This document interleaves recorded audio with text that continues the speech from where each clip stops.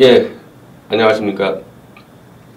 이 유석춘 혁신위원장과 이 홍준표 대표, 그냥 뭐 여기에 장제원, 하태경, 그 탄핵 주역, 홍문표 사무총장이 껴가지고 때 아닌 극우 논쟁을 벌이고 있는데 다 한심합니다. 예. 제 눈으로 볼 땐 다 한심한 사람들이고 극우에 대해서 잘 몰라요. 이 사람들. 그냥 마구잡이로 막 떠들어대고 있는데 극우는 굉장히 상대적인 개념입니다. 왜냐하면은 아니 우리가 한자 그대로 극우는 극단적 우파 아닙니까? 그러면은 우리가 흔히 우파라고 얘기할 때 있어서 자유주의에서도 좀 극단적인 자유주의라 그러면은 그건 무정부주의 아닙니까? 그리고 뭐 신자유주의라고도 얘기를 하는데 신자유주의랑 무정부주의는 약간 다르죠. 이걸 자유를 극단적으로 강조하는 부분들. 그 반대로 국가주의를 막 극단적으로 강조하는 거죠. 그리고 민족주의를 극단적으로. 이제 민족주의를 극단적으로 하게 되면 이제 인종주의까지도 가는 수가 있는데, 인종주의까지 나간 거는 이제 이른바 히틀러의 나치즘하고, 무솔리니 파시즘은 인종주의까지 가지 않았죠. 이제 국가주의를 좀 극단화시킨 그 정도 선이죠. 그러니까 여기다가 이제 뭐 장제원이나 무슨 하태경 등이 유석춘은 극우주의자다 얘기하니까 홍준표 대표가 이제 극우는 일본의 군국주의, 이탈리아의 파시즘 등을 의미한다. 아니, 전 세계에서는 극우가 2차 세계대전 때 일본의 군국주의, 독일의 나치즘, 그리고 이탈리아의 무솔리니의 파시즘 이거밖에 없단 말입니까? 극우가? 그리고 여기다가 또 홍준표 씨가 한마디 더 한 거는 폭력을 행사하는 우파. 그러니까 극우와 폭력을 연관시키는 겁니다. 폭력성을 저지르면 극우고 폭력을 저지르지 않으면은 그건 극우가 아니다. 그러니까 유석춘 교수도 이런 식으로 얘기해요. 극우는 안중근같이 테러를 저지르는 게 극우고 나는 펜대 하나 던지지 못하는 사람이다. 아니 이거 이렇게 하면 안 되죠. 홍준표 씨가 원래 뭐 무식한 사람이라 그래서 치고 유석춘 교수가 학자인데 극우를 무슨 폭력을 엮어가지고 극우냐 아니냐를 따집니까? 사고방식이죠. 사고방식. 이념에 대한 얘기 아니에요. 극단적 사고방식에 대해서 우리가 극우나 극좌라고 하는 거지 반드시 폭력을 행사해야지만 극우다. 그러니까 이런 일을 하다 보니까 안중근 장군이라고 얘기하는 사람도 많아요. 그거 가지고 논쟁이 많지만은 제가 왜 이 말씀 드리고 싶으냐면은 안중근 장군은 그쪽에 이제 얘기할 땐 장군이라고 부르라 그럽니다. 우리 쪽은 이제 안중근 의사라고 얘기하는 거고 본인은 전쟁을 수행한다고 생각한 겁니다. 한마디로 대한제국의 장군이에요. 장군으로서 적장을 죽인 거란 말이죠. 안중근 쪽에서 볼 때는. 극우고 뭐고 그거는 관계가 없는 게 전쟁을 수행한다 생각하기 때문에. 그리고 그건 그 시대적 역사적으로 볼 때는 충분히 그렇게 생각할 수 있었죠. 왜냐하면 제가 그때 지난 방송 때 얘기했지만은 박정희라든지 김대중의 경우는 나라를 뺏긴 채로 태어났기 때문에 이걸 몰라요. 모국을 어떻게 찾아야 된다는 개념을. 그걸 누군가 가르쳐 준 적도 없습니다. 살 때. 근데 안중근 장군과 그 동지들은 나라를 뺏기는 것을 봤단 말입니다. 그러니까 나라를 다시 회복하는 전쟁을 수행한다는 생각을 하거든요. 이 사람을 테러리스트로 규정해가지고 이 사람이 극우다 그러면은 아니 그러면 윤봉길이 보고 다 극우가 돼버리지 않습니까? 제가 무슨 말 하려고 하면은 폭력을 상정하지 말라는 겁니다. 극우에 대해서.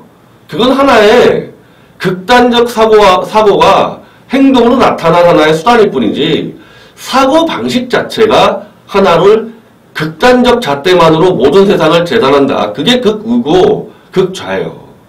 사고만 가지고 따져야죠. 마르크스? 마르크스 극좌죠. 마르크스가 언제 뭐 폭력 행사했습니까? 마르크스 극좌죠. 모든 것을 생산 기반으로만 다 보지 않습니다. 다른 거 하나도 안 보잖아요. 민족주의, 국가주의 하나도 안 보죠. 오직 자본가와 노동자와의 대립만으로 보지 않습니까? 그게 극좌지 뭡니까? 마르크스가 폭력을 행사하든 안 하든 사고방식 자체가 극좌죠. 그렇게 따져야 되는 거 아닙니까? 자, 그런 기준으로 따져보자는 겁니다. 지금 이 홍준표와 이 장제원, 하태경 이 사람들의 정말 봉숭아 학당 수준의 논쟁을 저는요, 이 홍준표가 나타나기 전에 이미 제가 낡은 보수들은 극우라고 제가 규정한 적이 있었습니다. 어느 때였냐?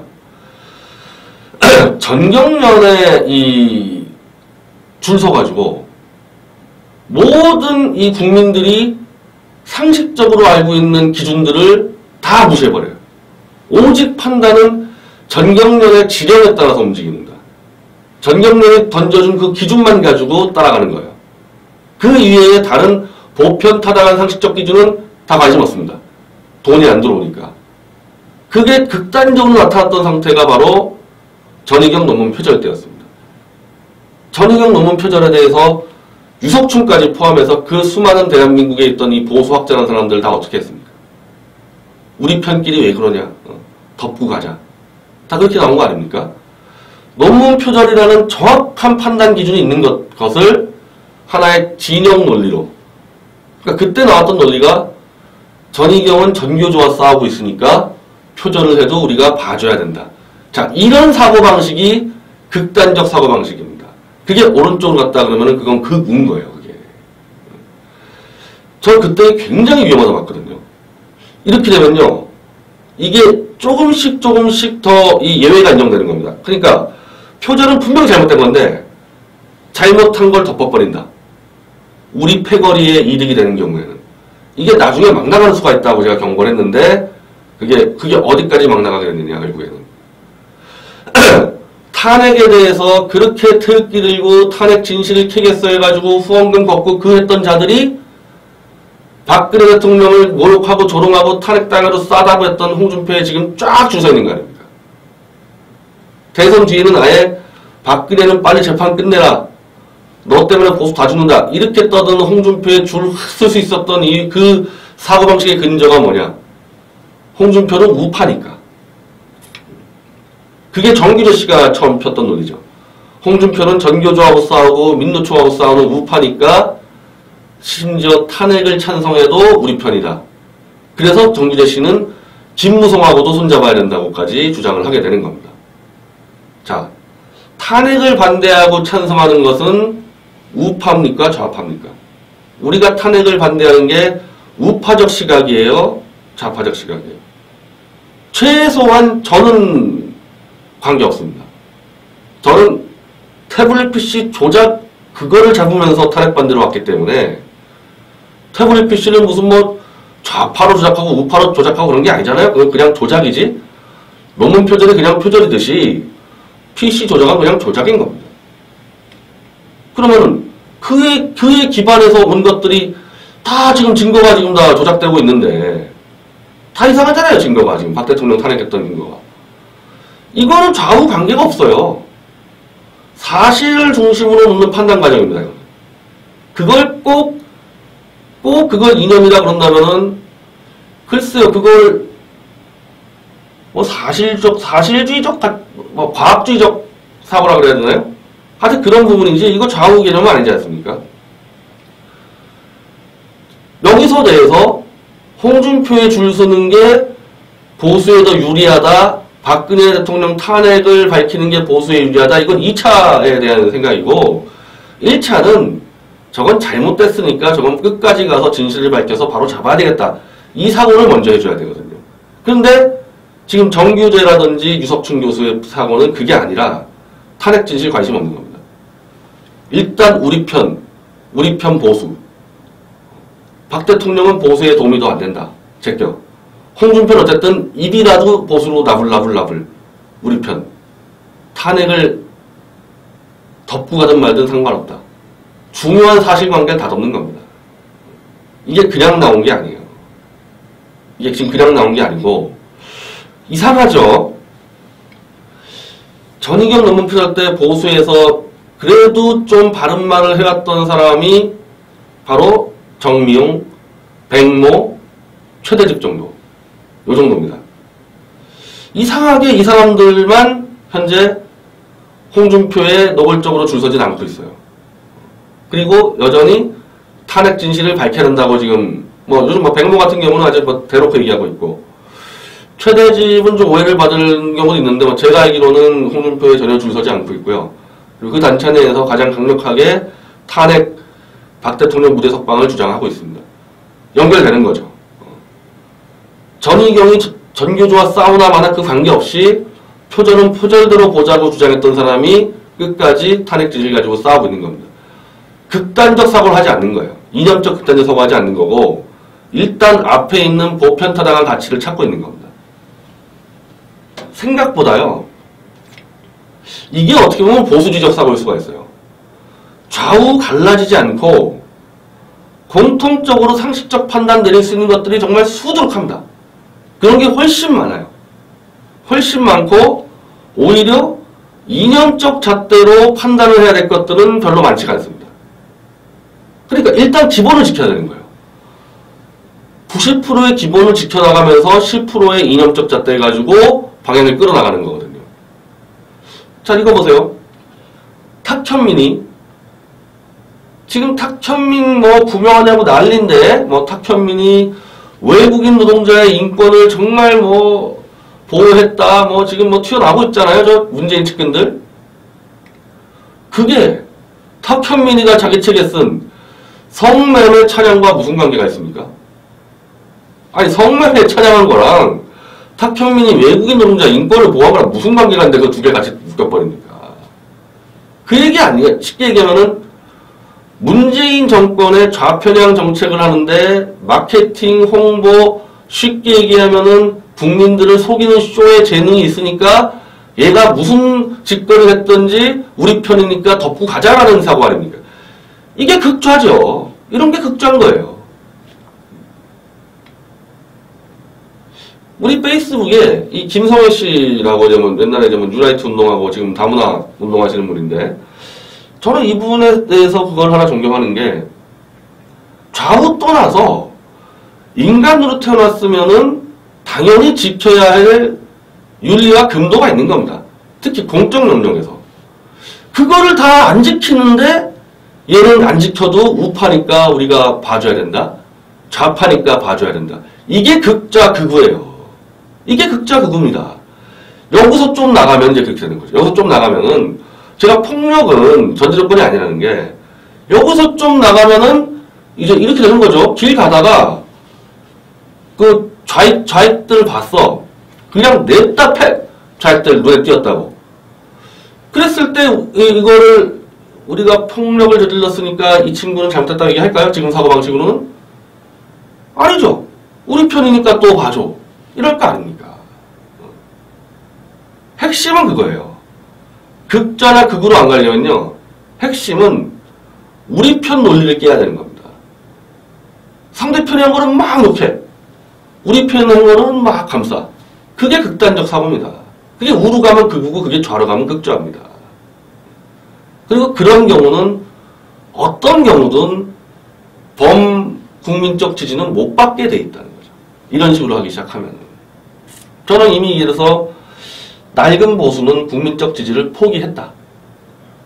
이게 전경련부터 홍준표에 줄 서는 게 쫙 이어오면서 범국민적 보편타당한 지지를 포기했습니다. 이 사람들은. 포기하고 전경련 돈 받는 거와 홍준표에 줄 서는 것밖에는 없다. 머릿속에서. 그러니까 다 이상한 데로 가죠. 이상한 길로. 사실을 인정하지 않죠. 지난 대선 때 어땠습니까? 누구나 다 아는. 홍준표와 문재인이 이렇게 떨어졌다니까 다 알고 있는데, 낡은 보수파리들이 박빙이다. 얼마나 사기쳤습니까? 근데요, 약간의 차이는 좀 있는 것 같아요. 그게 정말 홍준표가 문재인을 정말 이기기를 바라는 순수한 마음에서 한 게 아니고, 최소한 제가 보기에는 새로운 흐름, 홍준표로는 안 되구나, 낡은 보수로는 안 되구나 해서 새로운 흐름이 나오는 것을 막기 위한 일종의 정치 공작을 펼쳤다고 보는 겁니다. 그러면 극우라든지 극좌라는 것이 원래 이념이 경도돼서 어떻게 보면 굉장히 순수한, 너무 이념적으로 순결해서 다른 것들을 제끼고 그렇게 간다고 보고 있잖아요. 근데요, 역사적으로 극우나 극좌에서 생각보다 기회주의자들이 많이 들고 있습니다. 저는 지금 이 낡은 보수 중의 상당수가 이게 기회주의자라고 봐요. 그러니까 우파의 이념적 가치를 지키려고 하는 게 아니라 권력에 줄 서는 겁니다. 그냥 전경련에 줄 서고 홍준표에 줄 서고, 그래서 국민을 속이고 사람을 속이고. 히틀러 때 마찬가지였습니다. 히틀러의 나치즘에 대해서 그 주위 측근들이 다 열렬히 그걸 공감하고 한 게 아니라 히틀러 권력에 그냥 권력 해바라기처럼 붙어 있었던 거예요. 그 대표적으로 괴베스가 그렇습니다. 지금도 그런 거죠. 그러니까 극우나 극좌에 기회주의자가 원래 판을 끓게 돼 있다. 왜냐? 지향하는 게 진실이 아니라 권력이기 때문에 그래요. 진실을 지향하게 되면 그쪽 기회주의자가 들끓지 않죠. 이게 힘들거든요, 이쪽 가는 길이. 근데 권력을 지향하는 것은 당장 눈앞에 보이니까 당연히 기회주의자가 들끓 수밖에 없게 되는 겁니다. 근데 그 정도가 너무 심한 것 같아요. 지금 이 낡은 보수와 홍준표 주의에는 원래 그런 속성이 있지만은 극우는 원래 기회주의자들이 많게 돼 있지만 정도가 아주 심한 것 같습니다. 사실 진실 다 내버리고. 저는 그 홍준표가 뭐 극우 어쩌고저쩌고, 당신한테 줄 서 있는 사람이 극우예요. 진실 사실 다 내팽겨쳤잖아요. 대선 내내 거짓말하고, 대선 때 박 대통령 대해서 입장 다 거짓말하고, 그 거짓말하는 사람들 주위에 몰려있는 게 그게 극우지 뭡니까? 극우예요. 그럼 하태경, 장제원, 홍문표 이런 사람들은 뭐냐? 이런 사람들은 지금 그걸 얘기하는 게 아니죠. 제가 얘기하는 극우와 지금 이른바 자유주의, 보수주의 세력을 구분하는 방식은 진실과 사실을 존중하지 않냐, 그걸로 나누고 있는 건데, 이 탄핵세력 무리들, 장제원, 하태경, 홍문표, 지금도 눈 감고 있잖아요. 하태경 씨 여기 한번 이 자리에 앉아볼래요? 딱 40분이면, 지금까지 하태경이 떠들었던 탄핵 논리가 완전 개판이라는 거냐. 40분이면 그냥 입도 못 벌리게 할 수 있습니다. 못 나오잖아요. 토론 한번 해볼까요? 하태경, 장제원? 뭐 조원진 의원이 나가든 내가 나가든 당신들 못 나올 거 아닙니까? 마찬가지예요. 당신들도 사실과 진실을 은폐하고 국민을 속이고 있지 않습니까? 근데 당신들은 내가 볼 때 우파가 아닌 것 같아. 하는 짓 보면은. 조금 있으면 이 사람들 이제 극좌로 갑니다. 사실을 존중하지 않아요. 사실과 진실을 은폐해요. 근데 우로 안 가고 좌로 가고 있다? 그 극좌 되는 거죠, 뭐 극좌. 지금 이상하잖아요, 지금 바른정당 하는 거. 자꾸 문재인 정권에 아첨하고 글로 기어들어가고 있지 않습니까? 저게 조금만 고삐 풀리면요, 문재인 정당 앞잡이가 됩니다, 저러다가. 홍준표 마찬가지예요. 홍준표도 저기는 이미 대법원 그 재판에 걸려 있으니까 야금야금 지금 글로 가고 있잖아요. 전혀 지금 야권 공조 못하고 있지 않습니까? 그 앞잡이로 가는 거고, 어차피 보수파리들은 권력만 따라가니까 홍준표가 문재인에 줄 서면 또 같이 줄 서로 들어가는 겁니다. 히틀러 시대 때요, 괴베스가 히틀러 반대파였습니다. 그 반대파들 막 갖다 붙었어요, 그냥. 히틀러가 권력 잡으니까. 극우는 항상 극좌든지 이런 일들이 벌어지는 겁니다. 야, 이건 안 돼. 이거는 저 사람 잘못 가고 있어. 그렇게 비판하다가 권력 잡으면은 그냥 가요. 붙어버려요. 그러면서 극우가 세력이 커지고 극좌가 세력이 커지는 겁니다. 사실과 진실을 계단처럼 밟아 올라가는 데는 그런 일이 절대 안 벌어지죠. 시간이 걸리더라도 그걸 단단하게 이제 뭉쳐가는 거고, 이런 경우는 확 뻥튀기 되는 거예요. 뻥튀기 돼가지고 그걸 유지가 안 되니까 결국 폭력을 휘두르게 되고, 그거 가지고 전쟁을 일으키게 되고, 그렇게 해서 이게 이 망하는 꼴이 되는 거죠.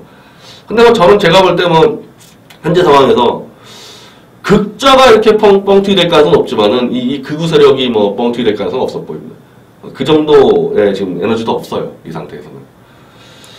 그래서 우리가 특히나 이 젊은 세대들, 지금 우리 보수 쪽에 좀 가까운 세대들, 이거 정확히 아십시오. 이 극우가 무슨 폭력만 안 저지르면 극우가 아니라는 사고, 그거 잘못된 겁니다. 그 주로 조갑재, 유석춘 뭐 이런 사람들이 떠든 얘기인데 그거 아닙니다. 수많은 상식적 잣대를 다 포기해버리는 거. 한두 개의 이 잣대만 갖고 재단하는 거. 그러면서 자기 패거리를 위해서는 부정부패 진실도 다 덮어주고 하는 그런 게 극우입니다. 그게 그런 사고가 균형 잡힌 사고라는 것은 잣대를 많이 갖고 있는 거예요. 잣대가 이중잣대가 아니라 사람마다 잣대를 다 다르게 보는 겁니다. 그 필요한 잣대 갖다 쓰는 거거든요. 즉 지난 대선 때의 경우는 어떤 잣대를 들고 나왔어야 되느냐. 홍준표의 무슨 우파 그 잣대를 썼으면 안 되고요. 지난 대선 때는 탄핵을 반대하냐 찬성하냐 그거 대고 있었어야 되거든요. 그 잣대 썼어야 되는 겁니다. 그건 사실 내가 말씀드리지만은 좌우 개념이 아니었거든요. 그리고 상당 부분 박 대통령이 명예 회복할 때까지는 우리는 제1잣대는 일단은 탄핵의 진실 잣대를 대고 있어야 됩니다. 이념 잣대는 두 번째예요. 제1잣대가 탄핵 진실이다. 이걸 무너뜨리기 위해서 오히려 더 극단적으로 우파적 막 주장을 해댈 수가 있어요. 문재인 정권에 아무 타격이 안 가는 바로 막 홍준표처럼 주사파 정권이니 말이죠. 타격도 안 되는데 보수파리들 그 명분 세우려고 무의미한 그냥 거격한 발언하는 거예요. 무의미한. 누구누구 탁탁탁 찍어서 저기 임종석 서훈이면 서훈 너희들 북한과 지금 내통하고 있냐 이렇게 공격하는 게 아니라 보수파리들 국민들 눈과 귀를 가리려고 주사파 정권이다 이런 식으로 얘기하는 거 있지 않습니까? 진실을 다 가리려는 하나의 정치 공작이죠 그런 것들. 근데 좀 많이 좀 깨어나는 것 같습니다. 사실 이제 보수 좀 젊은 세대들이. 그래서 이것도 마찬가지인데요. 뭐 책 보고 그럴 필요 없잖아요. 뭐 제가 말한 거가 뭐 상식적이지 않나요? 일반적인 얘기들이고. 그래서 미디어치 TV를 좀 자주 보시고요. 뭐 솔직히 말씀드려서 정규제, 조갑제는 그런 대로 조갑제 대표는 좀 심하진 않은데 정규제 주필 TV 이거 조심해서 보십시오. 전 이분 지금 말 한마디 한마디가 정상적인 논객이 아닙니다. 뭔가 이거 정치 개입해 있어요. 아주 깊이 개입해 있습니다. 차라리 좀 솔직하게 좀 얘기했으면 좋겠는데 이게 지금 딱 잡히지가 않아서 그런데 같은 우파라고 그대로 방송 믿지 마십시오. 다 하나하나 따져가면서 보십시오. 감사합니다.